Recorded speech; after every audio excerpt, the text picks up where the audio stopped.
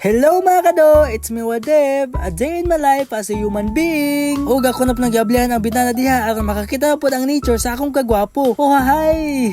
Unya na hinuktok na po ko diha ug nagampo. Ug pagkuman aw nag-stretching na po ko sa akong kalawasan kay aron mamata ng mga kabukugan. Akong gilukso-lukso, giwiwi ang ulo, ug gituyok ang kamot. Unya pagkuman aw ngadto ni Jay na kay magtugaw-tugaw.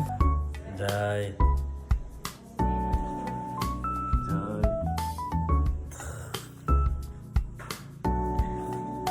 Tawag pa ka, Jai.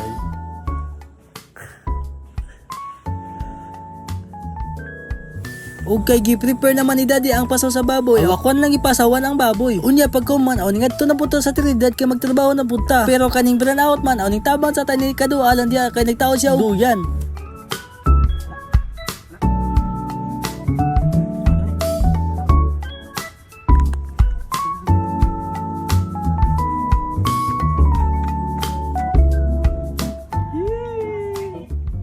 Murag mo ni nas garden te. Ubos muloy at bugsa nga.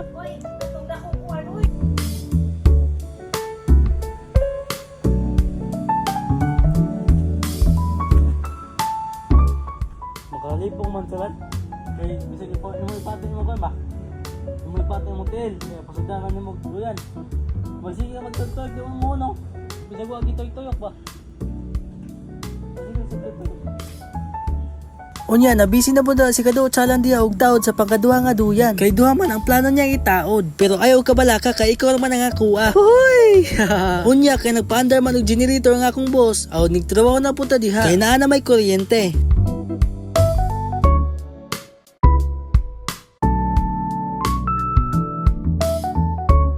Unya pagkahapon kay dili naman musiga ni ang giayo sa una katong series ball. Awato na pa ning ayuhog balik kay tandugon naman siya. Unya pagkataw-taw daw ni siga na siya kay gitandog ra nako. Pariha gud nimo ko ang nagtandog sa akong gugma. Hoy!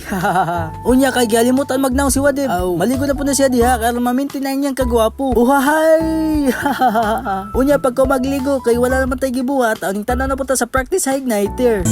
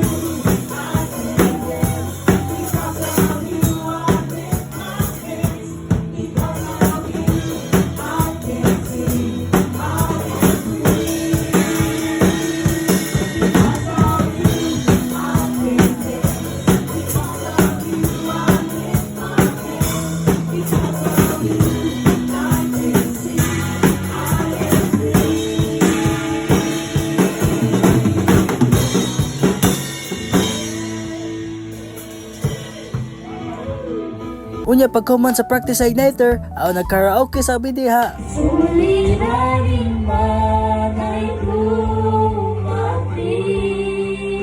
ikaw lang ang Diyos ang sasambahin.